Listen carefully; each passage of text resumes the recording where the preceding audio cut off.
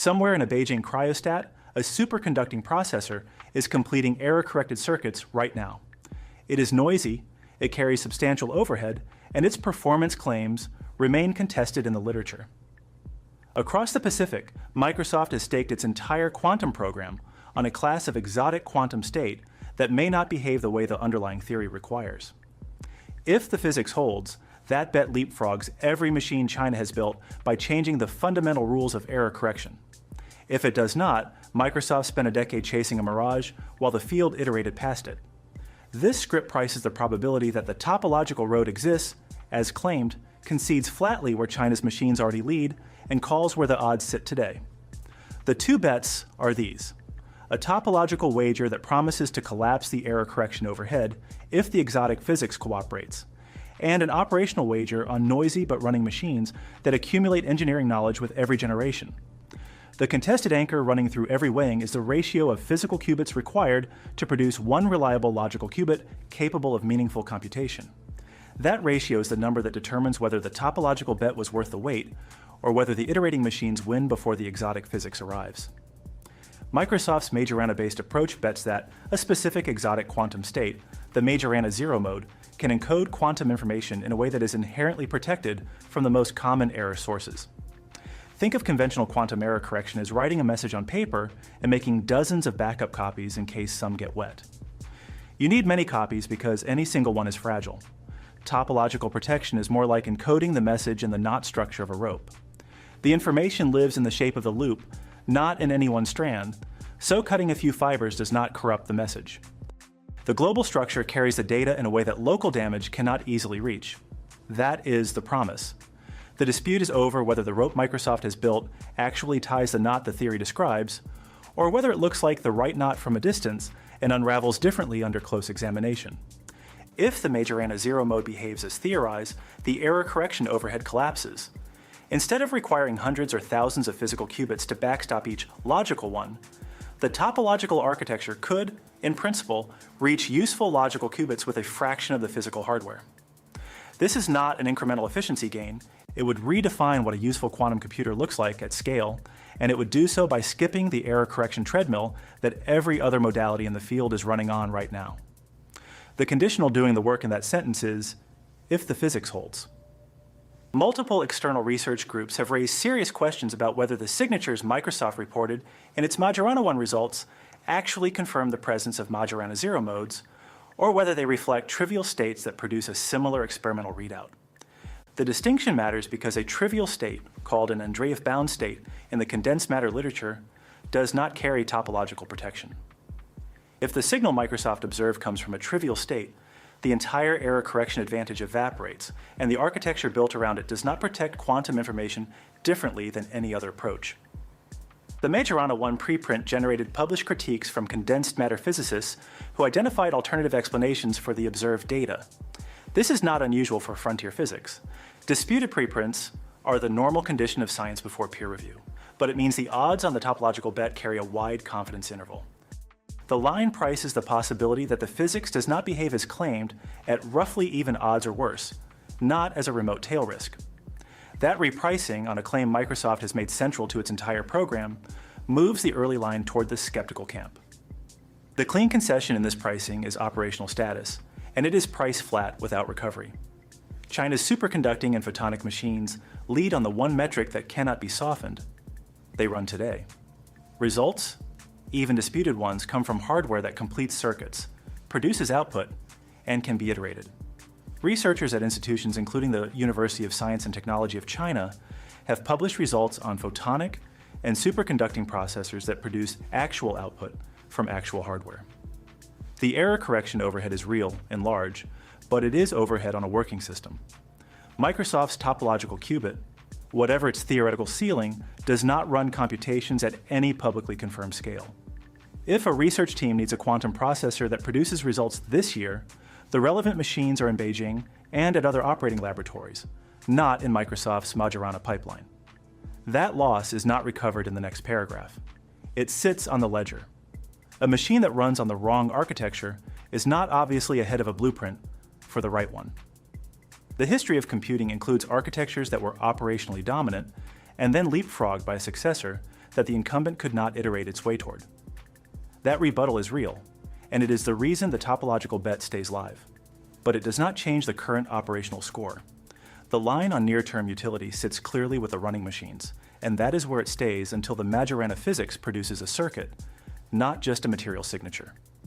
China's forced domestic build-out, precipitated by restricted access to certain Western fabrication and component ecosystems, produced an engineering infrastructure for superconducting and photonic quantum hardware that now runs independently of those supply chains. The restriction that was intended to slow the program created the self-sufficiency the program now holds.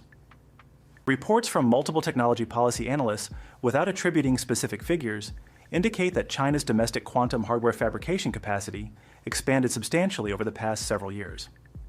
The machines that produced publicly reported results were built and operated without Western components the program was initially assumed to require. This is a verifiable structural fact, separate from the contested performance claims. The constraint became the operational baseline, and that baseline is now the target the topological bet must exceed rather than the starting line it competes from. Self-sufficiency in a modality that carries inherent overhead is not the same as choosing the right modality.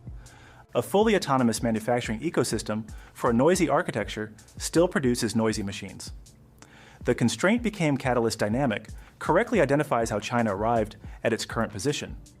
It does not resolve whether that position is the one that matters in 10 years. The line on near to medium-term relevance holds with the operational bet. The line on long-horizon architectural superiority remains genuinely open.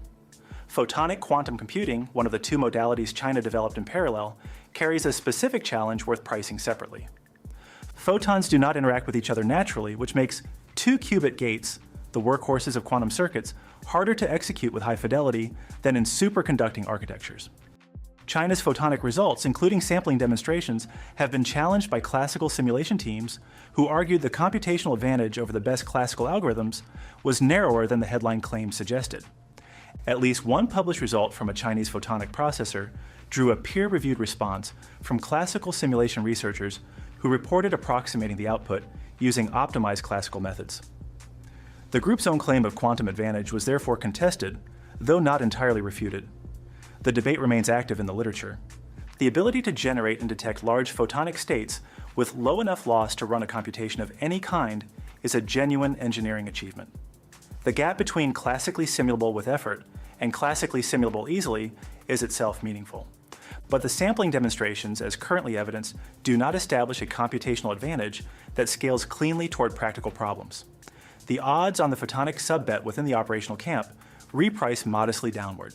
China's photonic machines are real, their advantage envelope is narrower than the headline claims suggest, and the error correction challenge on photonic platforms is formidable independent of the topological comparison. That is where the odds move within the operational camp, without altering the broader race. To understand what is at stake in the decoherence window, consider the timescale physically. A superconducting qubit holds a quantum state before environmental noise corrupts it for a duration so brief that rendering it as a fraction of a second undersells the engineering challenge. Imagine completing an arithmetic problem while the numbers on the page fade to random digits after a few thousandths of a second, regardless of how carefully the work proceeds. Every gate operation, every measurement, every error correction cycle has to complete before the fade. China's superconducting machines operate in that window, and doing so reliably requires fabrication precision and calibration infrastructure that took years to build domestically. Microsoft's topological bet is that the knot structure encoding extends that window by changing what fade means for the stored information, not eliminating noise from the environment, but making the logical information structurally indifferent to it. That is what the error correction overhead ratio turns on. The topological architecture promises to change the denominator of the ratio rather than simply adding more physical qubits to the numerator. The most line-moving single fact in this pricing is the absence of independent reproduction of the Majorana zero-mode signature. In quantum computing, a platform claim that cannot be reproduced by an external group within a reasonable window after publication falls into a specific epistemic category. It may be correct, it may reflect an artifact, and it cannot be priced as confirmed. Microsoft's Majorana 1 results sit in that category as of this script. The company has staked its entire quantum roadmap on a physics claim that the broader condensed matter community has not yet validated. That is not disqualifying on its own. Frontier science regularly advances through claims that take time to verify. But it means the topological bet's odds must be discounted for the possibility that the physics does not cooperate at the scale required for computation. 3 structural reasons the favored topological bet could still lose deserve explicit pricing. First, the Majorana signature Microsoft claims to have observed is genuinely difficult to distinguish from trivial Andreev-bound states using the measurement techniques available. Multiple peer-reviewed papers have laid out the conditions under which the two look identical in transport measurements. Until a measurement technique that cleanly separates them is applied to the Majorana 1 chip and the result reproduced by an independent group, the physics claim carries structural uncertainty rather than ordinary scientific uncertainty. Second, even if the Majorana zero-mode signature is genuine, the path from a confirmed signature in a material to a gate-based topological qubit that runs circuits is a separate engineering problem of unknown difficulty. The history of quantum computing includes material systems that demonstrated the relevant physics and then stalled at the device engineering stage for years or indefinitely. Confirmation of the signature would move the odds, but it would not close them. Third, China's superconducting machines are accumulating fabrication and calibration data at operational tempo. Error rates on superconducting platforms have declined on a curve that, if it continues, reaches the threshold for fault-tolerant computation with a physical qubit overhead that is large, but not infinite. If that curve holds, the window during which the topological bet can arrive and still matter narrows with each generation. The synthesis of those 3 points: the topological bet is live, it is not obviously losing, and it carries the highest theoretical upside in the field. It is priced at below even odds of reaching practical demonstration before the noisy but real machines iterate past the overhead threshold. That is where the line sits today. 4 catalysts would swing the line, and each deserves forward pricing on its own terms. The first is independent reproduction of the Majorana zero-mode signature in Majorana 1, or a successor chip, by a university or national laboratory group with no Microsoft affiliation, using a measurement approach that rules out trivial Andreev states. If this lands with clean methodology and passes peer review, the topological bet's probability of reaching practical demonstration moves substantially upward. Not to certainty, but from below even odds to a live contender for the long horizon race. If an independent attempt fails to reproduce the result, the line moves sharply toward the operational machines and does not recover without a new experimental design. This single catalyst carries more line-moving weight than any other result on the horizon. The second catalyst is a Chinese superconducting or photonic processor publishing a peer-reviewed, classically verified demonstration of logical qubit operation. Not physical qubit performance, but an error-corrected logical qubit running a circuit with lower effective error rate than its physical components. This is the threshold that separates a machine that runs from a machine that computes reliably. If a Chinese group publishes this result, and an independent classical simulation team confirms it cannot be efficiently replicated on classical hardware, the operational bet's claim to near-term utility extends from contested sampling demonstrations to the beginning of fault-tolerant computation. That would compress the window the topological bet has to arrive, and still matter. If the attempt produces a result that classical teams again replicate, the operational bet's advantage remains real, but its ceiling stays capped at sampling class problems.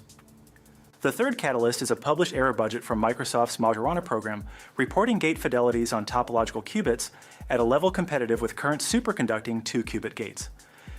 This number, if reported with a traceable source and reproduced by an external measurement, would be the first evidence that the topological architecture operates circuits rather than simply demonstrating material properties. It would not close the gap on near-term utility. China's machines still run today regardless, but it would establish that the topological road reaches the engineering phase, which the current evidence does not confirm. Competitive gate fidelity from a topological qubit would move the long horizon line more than any other single Microsoft result. The fourth catalyst is a third-party benchmarking effort applying a standardized circuit suite to both a Chinese superconducting processor and a comparably scaled Western superconducting machine, then reporting the error-corrected circuit depth each achieves. This does not directly test the topological bet, but it sets the operational baseline the topological bet must beat. If China's machines lead on error-corrected circuit depth, in a standardized benchmark, the constraint became catalyst dynamic is confirmed at the performance level rather than just the architectural level, and the topological bet's arrival window tightens further. If Western machines lead, the operational advantage is real but not unique to China, and the argument for the topological approach gains time it badly needs. On the evidence available today, the operational bet holds the lead on every metric that can be measured right now. The topological bet holds higher theoretical upside and cannot be dismissed because the physics is not disproven, only unconfirmed. But unconfirmed in a race where the other side is iterating hardware each year is a more dangerous position than it appears in a physics seminar. The line on the topological approach, reaching practical, logical qubit demonstration before the operational machines iterate past the error correction threshold, sits below even odds on the available evidence, with the single largest swing factor being independent reproduction of the Majorana signature. The constraint that drove China's build-out produced machines that now set the operational baseline the topological bet must exceed. It did not produce the better architecture. It produced the earlier proof that an architecture exists. The Majorana bet is the highest risk wager in the field precisely because the machines it must beat were built by researchers who had no choice but to build them. That is the baseline the topological road has to cross. The error correction overhead ratio remains the number to watch. If topological qubits reach competitive gate fidelity and that result survives independent reproduction, the ratio changes and the line moves all at once. Until that happens, the machines running today set the standard, and the standard is measured in circuits completed, not in physics predicted. The odds favor the machine that runs over the machine that might run better, and that is not a permanent condition. It is a deadline. The day independent physicists confirm the knot is tied correctly is the day the line reprices sharply, and every prior iteration advantage the running machines accumulated starts to look like a lead that can be overtaken. That day has not arrived. Which bet would you back with a 10-year horizon? The architecture that runs today and improves by iteration, or the exotic physics that has not been independently confirmed, but if it holds makes the iteration irrelevant? Drop your odds in the comments, and if you want the line repriced every time a catalyst lands, whether a reproduction attempt, a benchmark result, or a gate fidelity report, subscribe, because this channel updates the odds when the evidence moves, not when the press releases do.